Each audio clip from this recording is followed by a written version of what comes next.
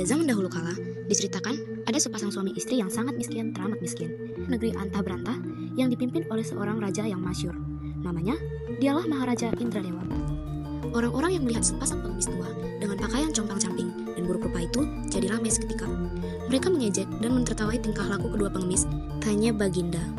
Ada apakah ramai-ramai di luar itu? Di luar istana terjadi keramaian disebabkan oleh banyak orang yang mengolok-olok sepasang pengemis miskin yang mengais-ngais sampah mencari sisa makanan. Usir mereka, jangan membuat onar di halaman istanaku. Siap, Baginda. Sepasang pengemis laki bini itu sembari menahan lapar berjalan tertatih-tatih menuju ke hutan. Keesokan harinya, ketika mereka terbangun dari tidur, rasa lapar sudah teramat sangat melilit perut. Pergilah sang suami mencari rezeki. Akan tetapi, begitu ia sampai dekat kampung, orang-orang langsung mengusirnya menuju ke pasar. Ketika kemudian ia sampai di suatu tempat di mana orang-orang biasa membuang sampah. Sampai akhirnya, di dalam tumpukan sampah itu, ia menemukan ketupat basi dan sekerat tebu. Cepat-cepat ia pergi kembali ke hutan menemui istrinya pagi hari.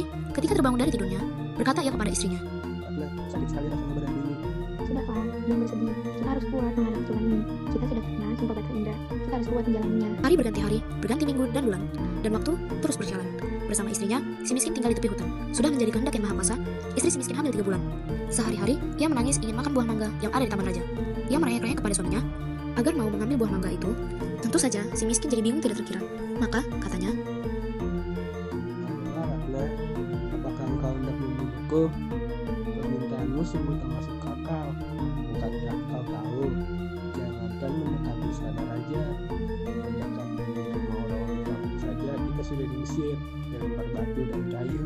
mendengar tangis istrinya, hatinya serasa disayat sembilu. Dalam hati, ia bertekad untuk tak akan mengecewakan istrinya. Demi anak yang ada dalam kandungan istrinya, ia rela berkorban apa saja, nyawa sekalipun. Maka, berkatalah ia pada istrinya. Dengar, Ratna, jangan menangis lagi. Sekarang kita korban lagi untuk mendapatkan buah mangga itu. Si miskin itu segera pergi, bukan ke taman raja, tetapi ia malah pergi ke pasar. Sesampai di kedai yang menjual buah mangga, ia berhenti, ragu-ragu. Melihat ada orang miskin berdiri di depan kedainya, dengan wajah bingung, pemilik kedai keluar dan berkata, Hai orang miskin, mau apa kamu berdiri di depan kedaiku? Ampun Tuan, saya ini memang orang miskin. Saya mohon belas kasihan Tuan.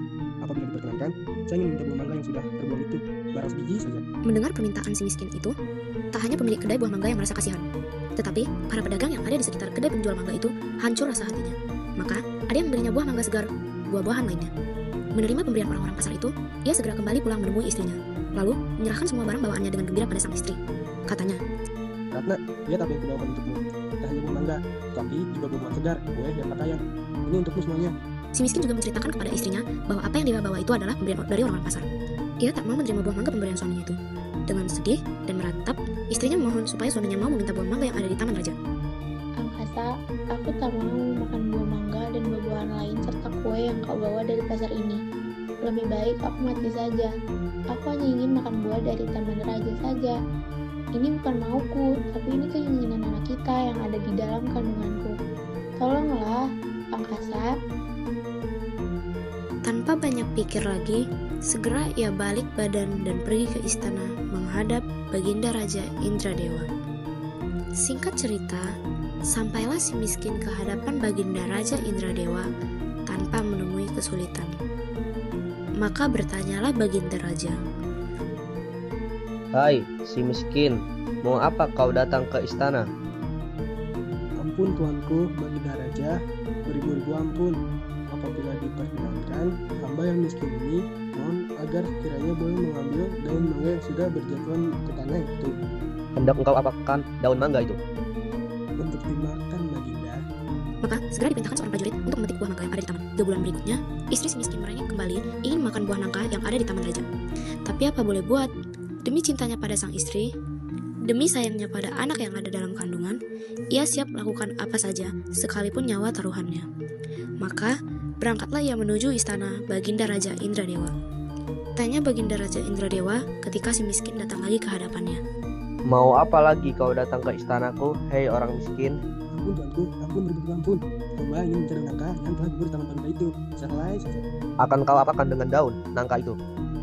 untuk hamba makan, Tuanku Raja. Tak kalah bulan purnama di langit malam, istri si miskin melahirkan seorang bayi laki yang tampan, sehat, dan elok rupanya. Anak tersebut diberikan nama Marakarna, yang artinya anak di dalam penderitaan. Setelah anaknya lahir, si miskin buat bubuk untuk berteduh. Ketika ia menggali lubang untuk memancangkan tiang, cangkulnya mengenai benda keras sampai mengeluarkan suara yang cukup nyaring. Ternyata benda tersebut sebuah peti besi yang ketika berhasil ia buka, isinya penuh dengan emas, permata, dan sebuah topi mahkota yang berhias emas. Si miskin berada dengan nama Maharaja Indra dan istrinya menjadi permaisuri dengan nama Ratnayuni. Kerajaannya bernama Pusasari. Kemudian lahirlah adik Marakarna, perempuan diberi nama Nilaksuma. Kerajaan Pusasari pertama masyhur. Berita tentang kemasyhuran kerajaan Pusasari akhirnya sampai ke telinga Maharaja Indradewa di negeri Angkasa dan membuatnya jadi iri dan merasa tersaingi. Segera ia kumpulkan semua ahli nujum dan dimaksudnya supaya mengatakan kepada Maharaja Indra Akasa kalau kedua hari itu Marakarna dan Nilaksuma akan mendapatkan malapetaka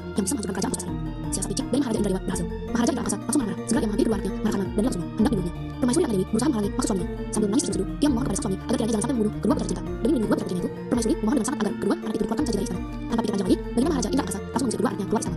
Tak berapa lama, setelah Maharaja dan adiknya pergi meninggalkan istana, kerajaan Pustasari terbakar habis, semuanya musnah. Singkat cerita, Maharaja dan adiknya meninggal semua sampai di kaki sebuah bukit. Badan lemas dan perut menahan lapar. Seekor burung hinggap di pundak Maharaja yang segera ditangkapnya.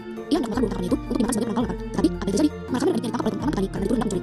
Mereka berdua lalu dibuang dilempar ke laut, diterjang ombak sampai hancur kesana kembali. Sampai akhirnya Nilakusuma terdampar di sebuah pantai entah di mana. Ia ditemukan oleh Raja Maningrasari, putri mahkota kerajaan paling Cahaya. Nilakusuma dibawa ke istana, kemudian dipersembahkan Raja Maningrasari menjadi permaisurinya dengan gelar Putri Mayang Murai. Sementara itu, Marakana dibawa buruan ombak dan terdampar di tepi pantai yang dijadikan pangkalan tempat mandinya nenek Kedasi raksasa tua. Kemudian ia diambil dan dimasukkan dalam kurungan di depan rumah rumahnya, tak jauh dari pantai. Kebetulan di situ telah dikurung pula putri Raja Cina bernama Cahaya Kairani yang tertangkap lebih dulu. Alkisah, pada suatu hari ada sebuah kapal mendekati pantai. Sang nahkoda kapal yang melihat ada orang dalam kurungan segera memerintahkan anak buahnya untuk mengawal orang yang ada di dalam kurungan itu dan membawanya ke kapal. Kebetulan nenek Kedasi sedang tidak ada di rumah ketika itu. Setelah sampai di atas kapal, melihat kecantikan dari Cahaya Kairani, sang nahkoda langsung jatuh cinta. Cahaya Kairani dipaksa masuk ke kamarnya dan Marakana dilemparkan ke laut. Kapal pun meneruskan perjalanan. Dalam keadaan terapung-apung, Marakana ditelan seekor ikan yang sangat besar. Ikan itu kemudian terdampar di tepi pantai dekat rumah nenek Kebayan. Bertepatan pada saat itu, ada seekor burung gagak yang melintas di atas pondok nenek Kebayan. Petunjuk burung itu diikuti oleh nenek Kebayan. Dan setelah perut ikan itu dibelah, keluarlah Marakana dari dalamnya. Nenek Kebayan sangat gembira karena telah mendapatkan seorang putra yang gagah dan tampan. Marakana tinggal di rumah nenek Kebayan dan sehari-hari ia membantu membuat rangkaian bunga untuk dijual dan dikirim ke pembelinya di pelosok negeri. Dari cerita nenek Kebayan, tahulah Marakana bahwa permaisuri kerajaan tempat di mana ia tinggal bersama nenek Kebayan bernama Mayang Murai. Kebetulan Cahaya Kairani maupun Mayang Murai sangat menyukai rangkaian bunga buatan nenek Kebayan yang sebenarnya dirangkai oleh Marakana. Pada suatu ketika, Marakana mencantumkan namanya pada karangan bunga yang dirangkainya. Maka daripada nama itulah Cahaya Kairani dan Nilakusuma mengetahui bahwa Marakana masih hidup. Betapa gembiranya Mayang Murai ketika berhasil menemukan kakaknya di rumah nenek Kebayan. Selanjutnya, dengan mudah Marakana bersama iparnya Raja Palinggang Cahaya dapat menemukan tempat Cahaya Kairani disembunyikan oleh nahkoda kapal. Setelah Cahaya Kairani ditemukan dan ternyata ia belum ternoda oleh sang nahkoda, maka dilangsungkanlah pernikahan antara Marakana dan Cahaya Kairani. Marakarma bersama Cahaya Kairani kemudian pergi ke tempat ayah bundanya yang telah jatuh miskin di Puspasari. Dengan kesaktiannya, Puspasari yang telah lenyap itu diciptakannya kembali menjadi kerajaan yang lengkap dengan isinya. Kemudian, ia dinobatkan menjadi raja di sana menggantikan ayahnya. Kerajaan Puspasari berganti nama menjadi Mercubuana.